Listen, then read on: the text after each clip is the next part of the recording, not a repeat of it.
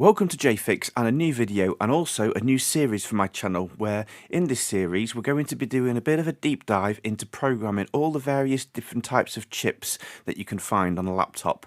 So we're going to start this episode off with the MPS chip. Let me take you over to my bench and I'll show you what we've got. So on my bench here we have two different items. We have a laptop with a missing screen and we also have this programmer here.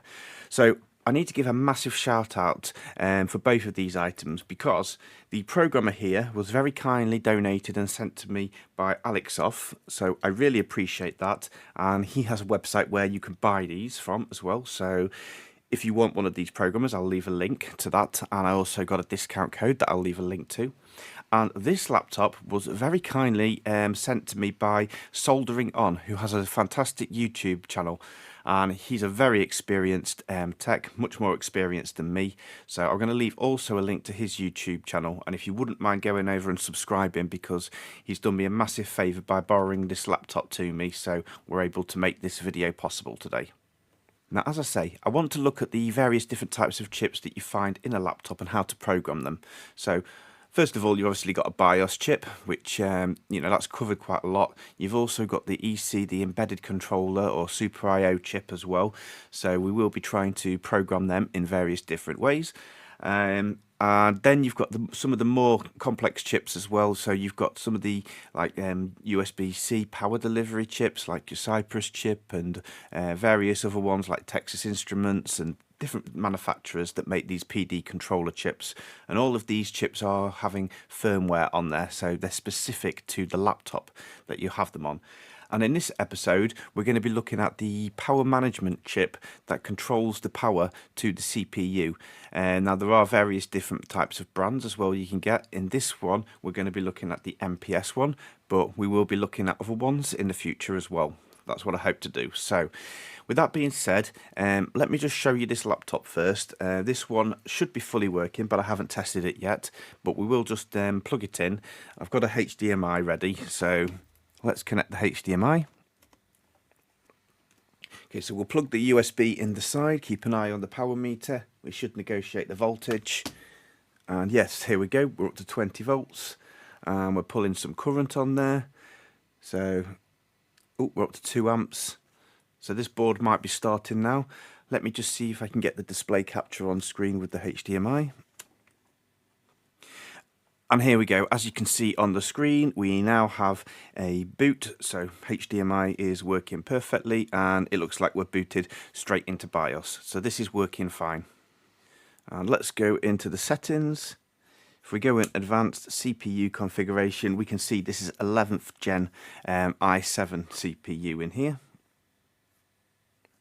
Okay, so now we know this laptop is working, I'm going to open this laptop and then we'll have a little look inside and we can see this MPS chip, and we'll have a little discussion about what it is, what it does, and how we can connect to it and program it. Alright, the laptop is open and temporarily I've just put in an NVMe drive, and we can see here that we are now working and we've got a display into Windows. Great. I was just taking this laptop apart to get to the MPS chip, and something's just made me smile, so let me share this with you. Here we go. Ready? Ta-da! Please subscribe to JFix. Nice little message from Soldering on there, so I appreciate that. And yeah, feel free to subscribe, but not just to me. Subscribe to his channel as well, because this is the laptop he's sent me. Here we go then. Motherboard is out, so we can quite clearly see CPU in the middle here. But we're interested in how does this CPU receive its power. So if we look to the right of the CPU, this section here is going to be our various phases for the power supply to power this CPU. So you can see we've got 3 separate phases here, and built up with a coil, a capacitor and a MOSFET here. So this section here is going to be powering our CPU. However, the question we're interested in is what is controlling these various phases in this power section. So if we look on the underside here, we're going to be able to find our MPS chip. We'll go under the microscope in a minute so we can see it better. And this chip here has a very important function, as it controls this power section here. So let's go through in detail what it does Okay, so we can see clearly now under the microscope, this is the MPS chip. Now, MPS is a manufacturer. They're monolithic power systems. They're the people that manufacture and make this chip. We might even be able to look up a schematic for the chip shortly. But yeah, this is going to be the primary chip that controls all of the power for the CPU. And this is directly under the CPU. You can see, look here, the power section. These are the actual coils that poke through the board on the razor, I guess to save space on the height.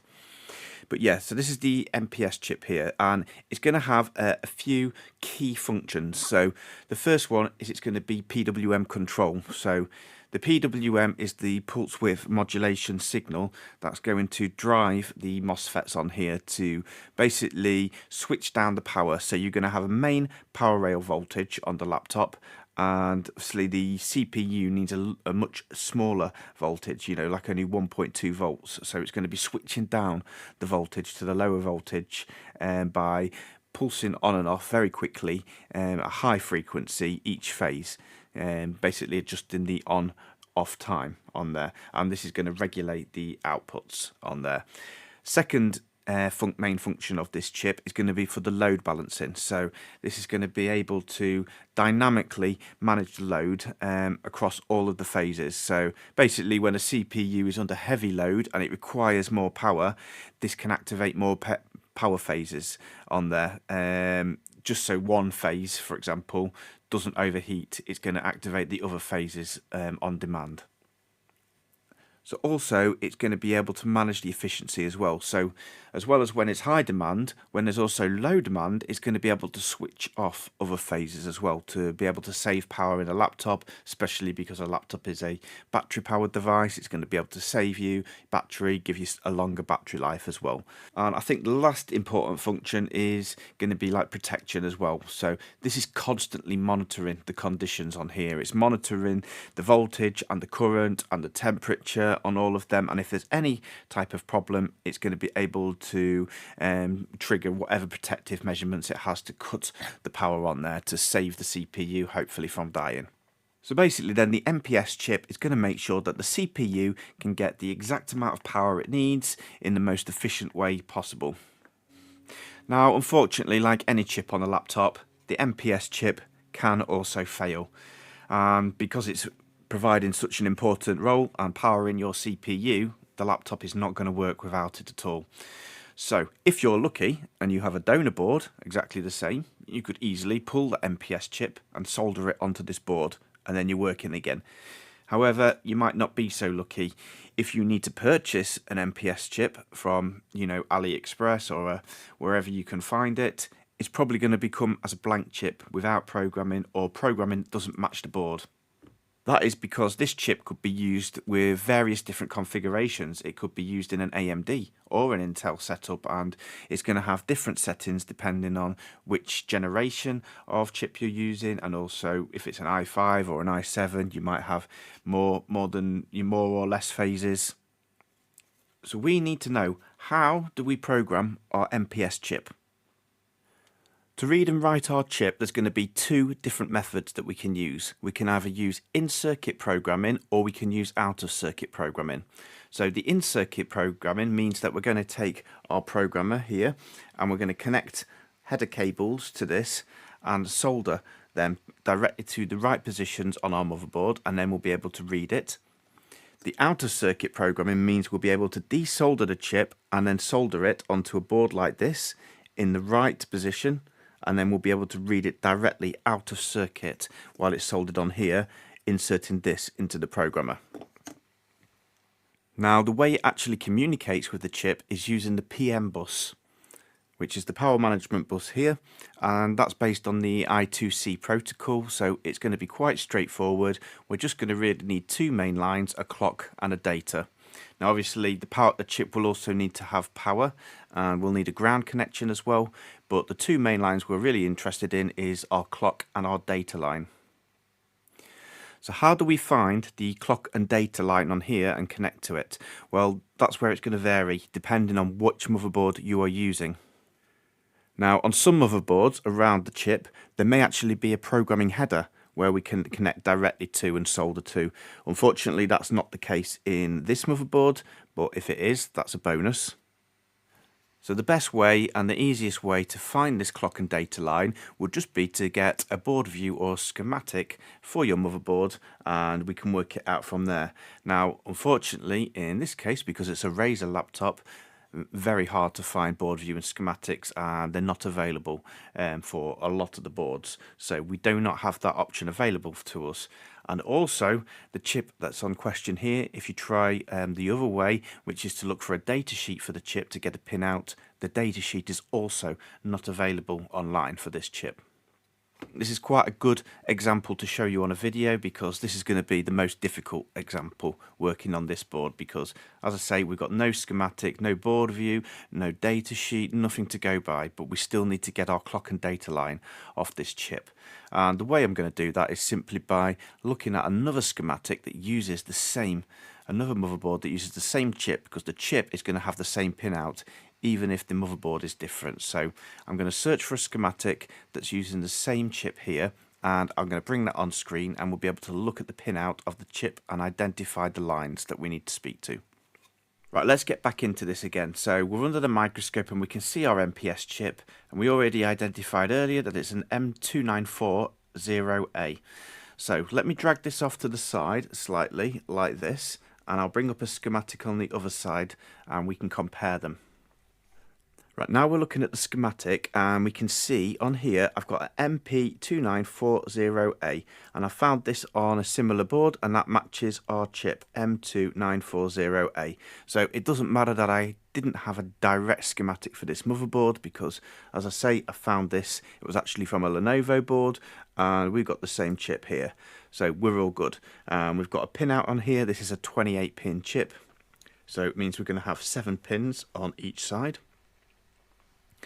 And what we're interested in is the serial clock and the serial data on here. So if we look around on the pins and we look at pin 17 and 18 here, we can quite easily see we've got serial clock on pin 18 and we've got serial data on pin 17.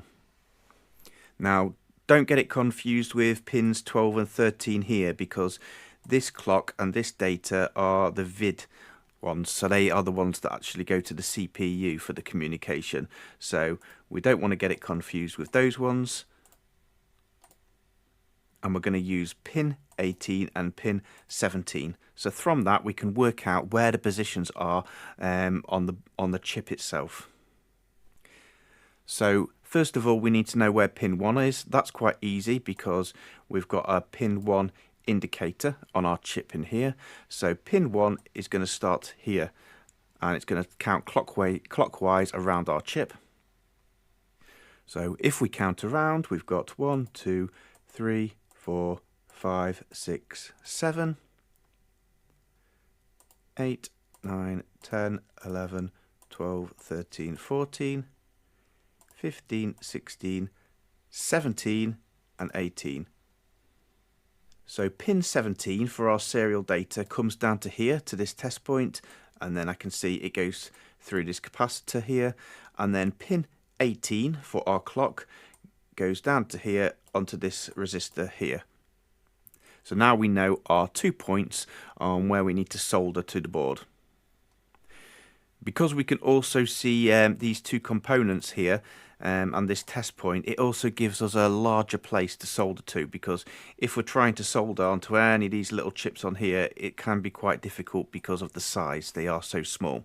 So I would say this test point would be a very good place to solder pin 17 for our data, and maybe onto this resistor here at one of these sides would be also a good place to solder onto. And our ground, we can take that from somewhere else, anywhere on the board really. So yeah, let's see if we can do that and attach some test leads now. Okay, so we're winning, we are set up, we have got my wires soldered onto the MPS chip, the clock and the data, and they're going into the corresponding ports.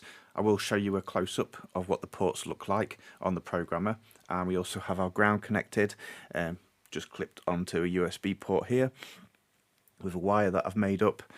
Now, this obviously goes into a USB port, which isn't convenient to plug it into your computer on a desk, so you probably will need something like I'm using here, a USB extension. And if we plug that into the programmer, it does come alive. You can probably see we've got a green, a blue and a red LED. I'm not sure what they both indicate, but they're showing that it's working. They might flash for activity when it's reading. But I'm going to show you the software now on the PC and how that looks and how we know whether it's successfully connected to the programmer or not, and how we're going to read this chip. Yeah, close up on the programmer, so you can see we've got ground, synchronous clock and synchronous data. It's indicated by the pins on here, so it's going to be this one and this one, these 3 pins, because the other outer pins on here have various different ones, but we're not going to use those ones.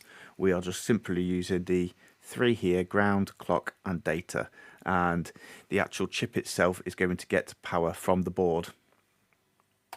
Right then, let's go. Let's get into the software side of it. Now, I've got on my desktop here where you can see, I'm going to share these resources with everybody as well. So, and I do have a little bit of an ask as well, which we'll get onto in a little bit, but here are the software, and if we go into the software packages in here, I've got it in a zip file as well if you wanted to download the files, but these will all come with the programmer itself. ALEXSOF will provide the link as well, but I've also got the files stored in my drive here.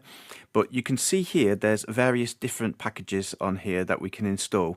Now if we go into this important README file and have a look in here, it's going to give us which software package we need to use for the various chips on there. So if we search for our chip, do a Control F and search on here. So ours is a 2940 and it's the A. So if I search for that one, you will see that this comes under Notebook Core Power Monitor Program. So for the MP294A, we need to use this Notebook Core Power Monitor Program. So if we come out of the text file now, we'll find it in here, Notebook Core Power Monitor Programming. So I can open up that program. So this is what the software looks like on screen when it's open, and you'll notice at the bottom here it says USB is not connected, it's in offline mode. So if I go in and plug my USB, we should see that message disappear, and you've seen it disappear. I'll just do that again to show you. So if I unplug, we've got USB not connected, and if I plug in my adapter, that goes away. So we now know that we're actually talking to the programmer on the PC. So if we hit the scan button, we're now going to see if it can detect the chip on the board, and I see something come up straight away. We'll get the message just to confirm that it's found it. Now this is important. It's going to give us a PM bus address, which is 21 on here.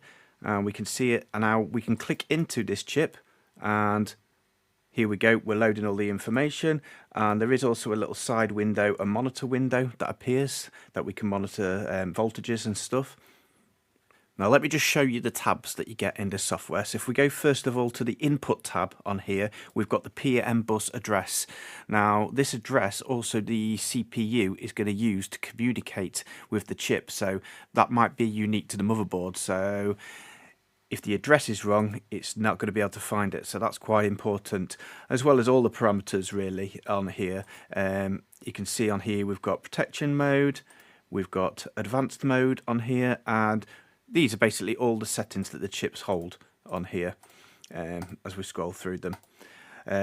Like the control mode on here, power supply mode, we can change it from SVID to PVID. So I believe SVID is for Intel and PVID should be for AMD.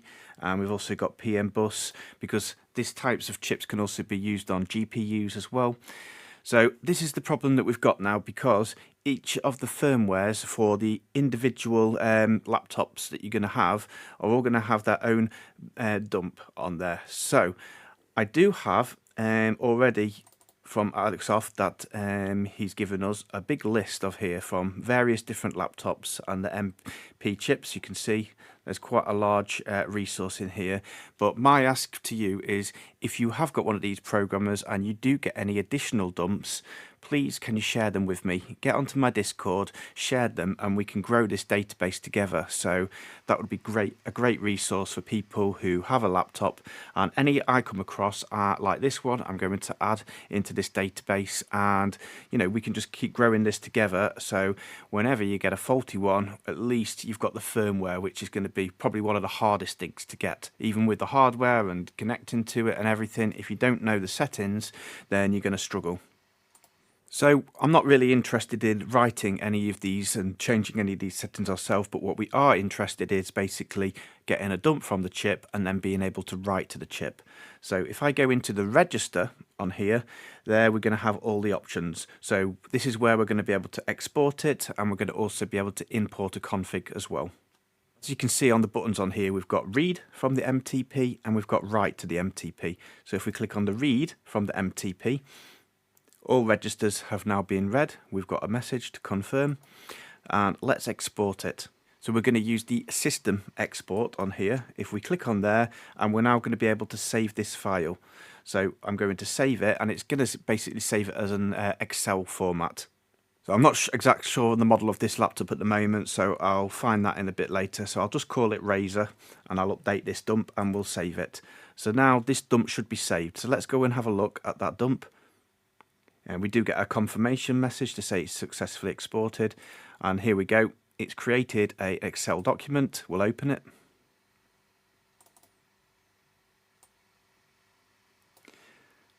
And in this Excel document, you can see basically it's got a list of all the different settings on here.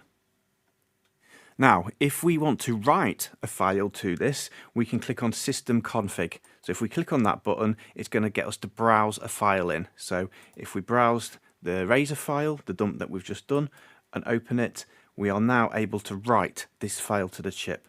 So now we've got a good backup. Let's write it again. It's just going to be the same information, but we can overwrite it.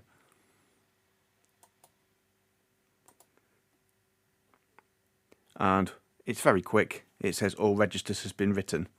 So we've successfully read the chip, and we've now been able to successfully write the chip.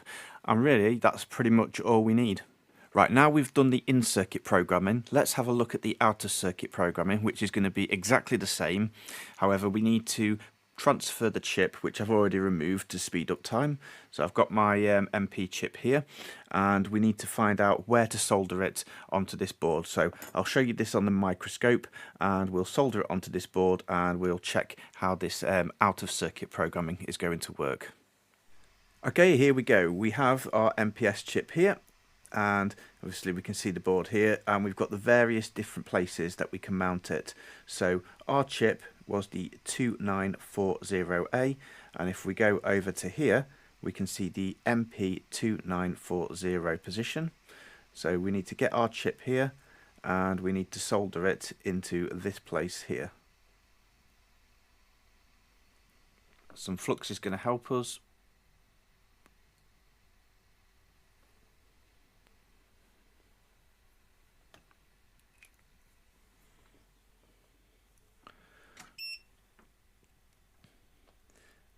Let's go.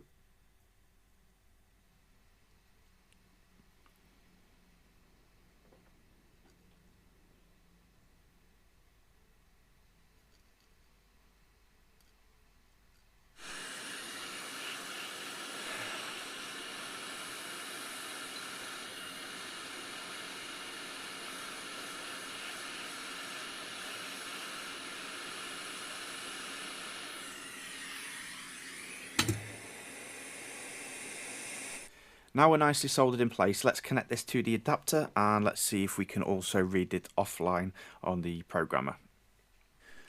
Okay, so I'm going to take the adapter board and I'm going to connect it, and you can see it just connects straight in like this. You can't really go wrong as long as you don't miss the pins. And we're plugged in. So let's connect that over to our USB-C lead. Okay, plugging in, and we've got our lights. We'll go back over to the software. Okay, so now we're in the offline mode, and we are all connected up. Let's and we haven't got the warning message at the bottom as well, so I think it's detected our reader. Let's see if we can scan and detect it on the board. And yes, I can see it's come up, and we can click on it and then go into it, and here we go. It's all working fine as well. So we've already been through these settings, so we won't go through them again, but also the offline adapter is also working. Okay, so let's just recap on this video. We've successfully managed to identify these MP chips, how to connect to them in various different ways. We're able to read from the chip, we're able to write to the chip. And now my ask is to you, if you get any dumps yourself, please share these with me, as I say, and we'll get this database going together, and we'll bring all these dumps in. And you know, if you have got access to another database as well, if you've already got your own, please share that with us, and I can then share that on to everybody else as well. And again, a massive shout out to Alexoff, who actually sent me this programmer and made this video possible, so I really appreciate that. The link for the programmer is going to be in the description if you need one of these, and obviously you can buy that with my discount code as well to get the 5% off, so I really appreciate him giving me that discount code so I can pass that on. And he also has the software and the files as well that he will share with you, I'm sure, if you buy the programmer. And also a massive thank you to Soldering On, who's lent me this laptop as well, so I could perform this demonstration, so I really appreciate that. And lastly, I do really want to thank all of my channel members as well. I'm going to list them on screen. I do want to give a special mention and a thank you to those who are the JFix Legend members. I really appreciate you. And on the members we have Lapfix, Gear Anderson on Let Us Repair, we have Let Conroe, and we also have Grandpa's Bench as well. So guys, I really appreciate you and I thank you.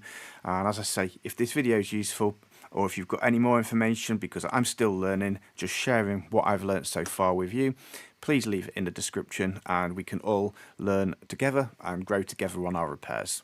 So I hope to see you in the next video, and we'll be looking at something else interesting.